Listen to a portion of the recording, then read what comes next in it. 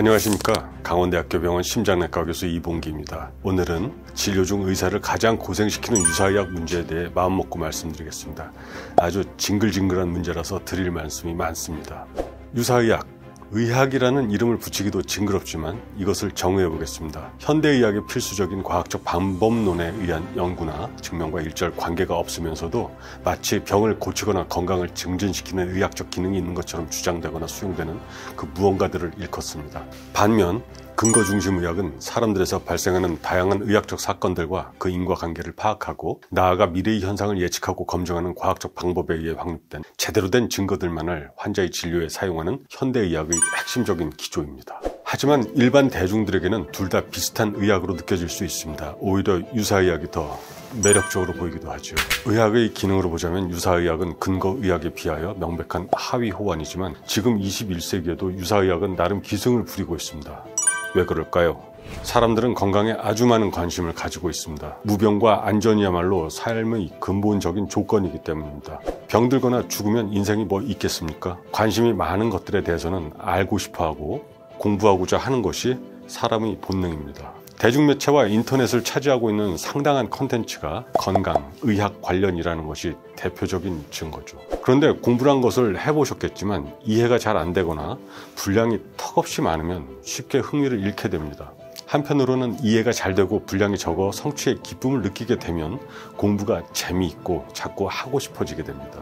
의사들이 서비스 제공의 주체인 현대의학은 공부하기가 아주 어렵습니다. 고등학교 전교 1, 2등 출신들이 모인 의대를 다니면서도 상당수는 과정을 못 따라가서 유급을 경험하기도 합니다. 의대 6년 공부로도 모자라서 인턴 1년, 전공의 3, 4년을 수련하고는 그것도 부족해서 펠로우라는 과정을 1에서 3년 더 합니다. 이렇게 12년 정도는 머리 받고 공부해야 그럭저럭 제대로 환자를 진료할 수 있게 됩니다. 일반 사람들이 자신의 건강 문제와 질병을 제대로 이해하기 위해서 이러한 과정을 겪어야 한다면 엄두가 나겠습니까? 이것만으로도 일단 선택할 수 있는 옵션이 아닙니다.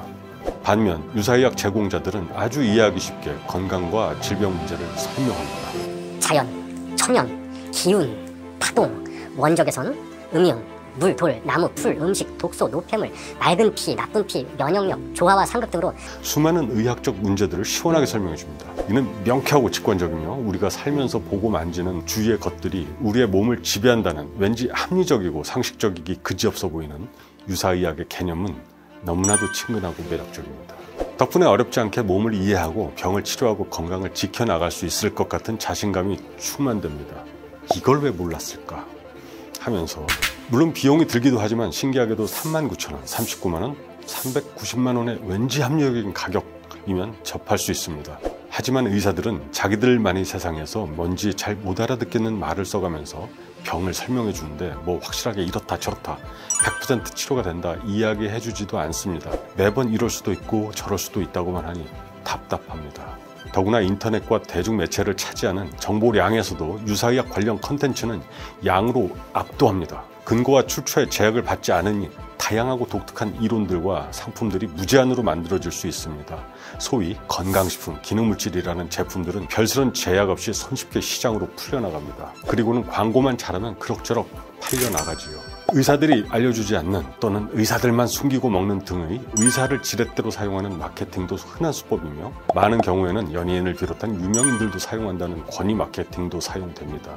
의사들이 가장 징그러워하는 것들 중 하나가 유사의학이지만 막상 대중매체에 나오는 유사의학 제공자들은 가운을 입고 등장하는 등 의사로 오해받는 것을 짐짓 의도하는 것 같기도 합니다. 아침 방송의 각종 프로그램에 등장하는 수많은 전문가들이 그러한 행태를 보입니다. 뭐 개량 한복을 입고 나타난 이들도 있지만요. 유사의학에서는 우주의 기운을 이야기하거나 음양, 오행 등으로 인체의 생리를 설명하고 질병의 치료에도 기나 육각수, 수소수 같은 신비한 물리와 화학을 적용합니다. 왜로 호흡을 하는가 하면 분자량이 10만 달톤에 이르는 콜라겐을 피부에 바르면 진피증을 뚫고 흡수가 된다는 기적의 생화학도 등장합니다. 뭐 분자량이고 뭐고 간에 먹지 말고 피부에 양보하면 그럴 수도 있나 봅니다.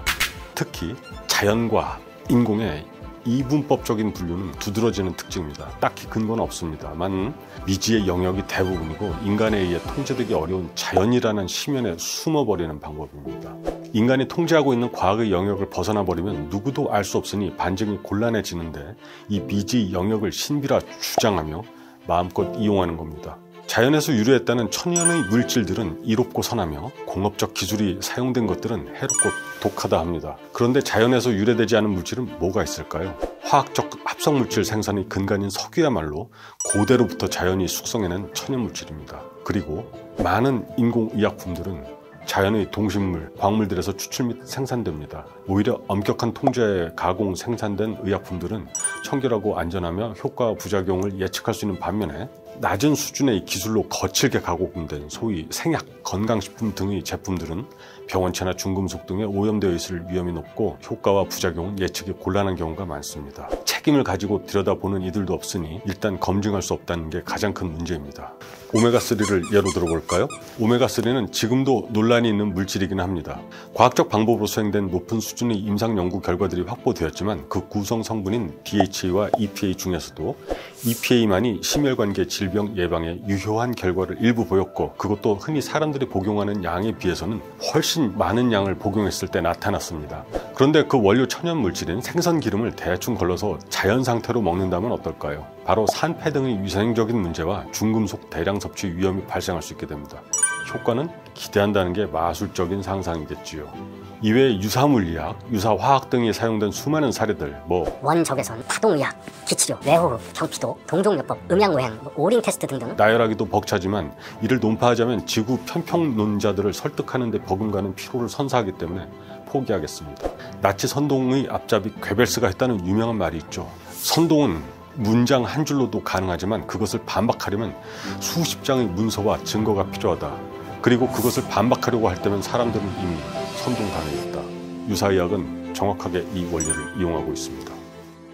다음으로는 단순한 경험으로 자신을 정당화하는 특징입니다. 예전에 저희 대한심장 TV에 스타틴에 대한 컨텐츠를 올린 적이 있습니다. 스타틴은 워낙에 중요하고 널리 쓰여서 많은 관심을 받는 약입니다. 인터넷, 특히 유튜브만 봐도 스타틴 관련 컨텐츠는 무궁무진합니다. 그런데 스타틴 관련 컨텐츠에는 반드시 괴담성 댓글이 따라붙습니다. 스타틴을 음해하는 비밀 결사 조직이 있나 싶은 망상이 떠오를 정도입니다. 제 컨텐츠에 대한 댓글만 봐도 특히 근육통으로 대표되는 부작용에 대해 뭔가 악을 쓰는 느낌으로 스타틴을 비난하는, 아니 저주에 가깝지요. 하여튼 그런 댓글들이 무수히 달려 있습니다.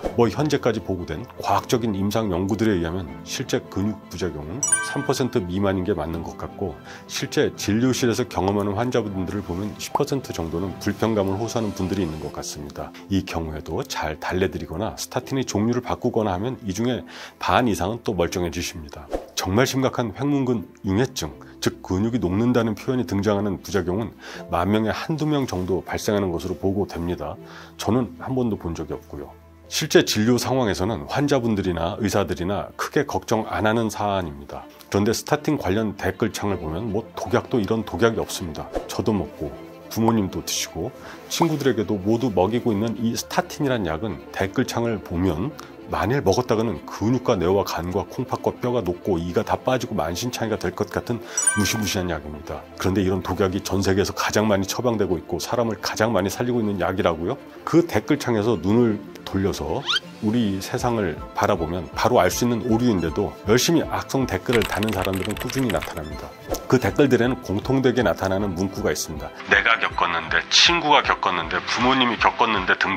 특정의 일부 경험을 전부에게 나타나는 문제로 일반화해버린다는 결정적인 오류입니다. 불행히도 이를 반박할 수 있는 저 같은 의사들은 생업에 바빠서 일일이 댓글창에 댓글을 달 수도 없고 오류를 잡아주고 설명해줄 시간도 없습니다. 그리고 이들의 경험담은 심약한 환자들에게는 칼이 되어 꽂힙니다. 문제는 이게 그냥 일부 엇나가거나 다른 부수적인 이득을 노리는 이들의 난장으로 끝나면 그러려니 하겠지만 실제로 사람들에게 심각한 피해를 주고 있다는 사실입니다. 예를 들어 볼까요? 심근경색증을 겪은 환자들에게 스타틴은 반드시 먹어야 하는 약품입니다. 그런데 이런저런 이유로 복용하다가 임의로 중단하는 환자들이 생길 수 있습니다. 문제는 계속 복용하는 환자들에 비해서 중단하는 환자들의 사망률은 서너 배 올라간다는 사실입니다. 반드시 스타틴을 드셔야 하는 환자분들이 저 어지러운 댓글들의 상심에서 스타틴을 임의로 중단했다가 사망하는 일들이 실제로 생길 수 있습니다. 그러니 저러한 댓글을 달거나 괴담을 퍼뜨리는 사람들은 그냥 단순한 또라이로, 죄송합니다.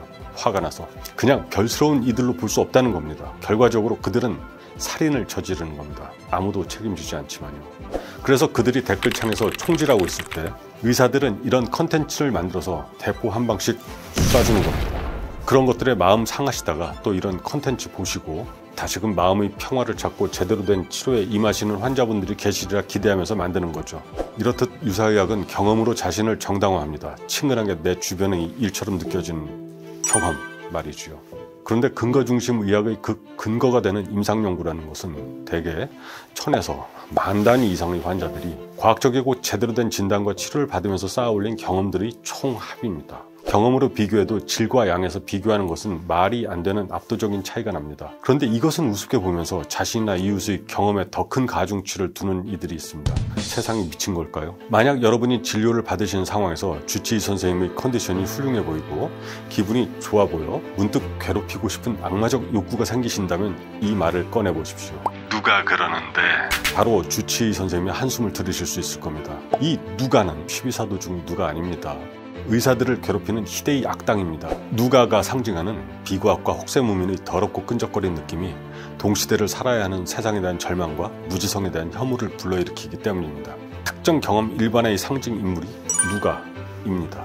병원에 가셨을 때 의사가 미워 괴롭히고 싶은 생각이 들지 않는 이상은 누가라는 말은 절대 꺼내지 마세요.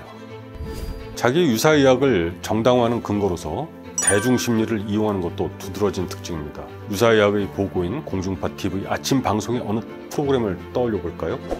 가운을 입은 누군가가 의사들은 이야기하지 않는 신기한 이야기를 해대면 방청석에서는 오, 와 등의 탄성이 터져나옵니다.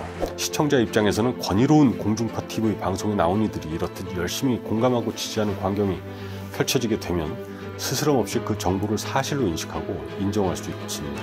중앙일간지 등에서 기사로 다뤄지거나 광고가 나오게 되어도 역시 비슷한 효과를 볼 수 있습니다. 이렇듯 유사의학은 자신을 인정받는 데 있어 근거와 출처보다는 정체불명 대중의 지지를 차용하고 적극 활용합니다. 하지만 전문성이 배제된 일반 대중은 지식을 정당화할 능력이 없습니다. 더구나 특정 기술자들에 의해 쉽게 선동될 수 있고요. 하지만 우리나라 의사들이 새로운 진단과 치료법을 인정받기 위해 대중의 지지를 이용하려 들지는 않습니다. 오로지 식품의약품 안전처의 승인을 받을 뿐입니다. 상업적인 성격이 강한 일부 의료 서비스에서는 대중의 지지와 인기를 얻고자 힘을 쓰기도 합니다. 오직 과학적 검증만이 선택의 도구가 되어야 하는 근거 중심 의학에서는 이러한 선택 과정에서 시대의 변화나 사회적 압박이 선택의 분기점에 영향을 미치기도 하지만 원칙적으로 대중의 의견이나 반응은 고려되지 않습니다. 때문에 대중을 만족시키는 성향은 작으니 차갑고 멋대가리 없이 느껴질 수도 있습니다. 하지만 환자들에게 안정과 이득을 제공합니다. 유사의학과 다른 커다란 차이점입니다. 다음으로는 관습을 내세웁니다. 지금까지 줄곧 그렇게 해왔으니 자신이 항상 옳을 것이라고 정당화합니다. 5000년 역사를 자랑하는 전통의학 등등도 같은 맥락입니다. 세상과 환경이 바뀌었고 근대 이후로는 인류의 지식과 기술이 초월적인 발전을 이룬 상태인데 몇백 년 전부터 그랬으니 지금도 그러하다를 내세우는 것을 어떻게 인정해야 할까요? 당시대 최고의 의료 서비스를 받았을 조선의 임금님들 평균 수명은 46세입니다. 현재 한국 남성 평균 기대 수명은 82세입니다. 여성은 87세이고요. 영조는 81세에 돌아가셨다고요? 이러한 예외적인 아웃라이어들은 과학적 방법에서는 따로 취급합니다. 하지만 유사과학에서는 이러한 특정 사례가 전체를 지배해버리지요. 명백하게 현대의학은 조선의학보다 압도적으로 우월합니다. 그래도 우리 것이 좋은 것이요 의 신앙을 가지신다면 그것은 이미 종교의 영역이니 어쩌겠습니까? 유사의학에서는 직관의 능력을 숭배합니다. 척 보면 알 수 있다는 그 진리스러운 감성으로 자신을 정당화하지요. 문제는 직관이 항상 자명하지는 않다는 것입니다. 인간은 온갖 편향에 시달리는 존재이고 자기 좋은 대로 세상을 이해합니다. 직관은 신속하게 떠오르는 생각일 뿐 정확한 생각이 되지는 못합니다. 직관은 때에 따라서는 아주 유용한 도구입니다. 의사들을 예로 들자면 진단과 치료에서 직관을 이용하는 경우가 많습니다. 그런데 그 직관은 의사가 학생 때부터 계속 쌓아온 방대한 의료 지식과 임상 경험의 저수지에서 문득 떠오르는 힘입니다. 이 저수지 안에 고여있는 지식들은 서로 교차 검증을 거치고 살아남은 내용들이기에 편향이 끼어들 자리는 별로 없습니다.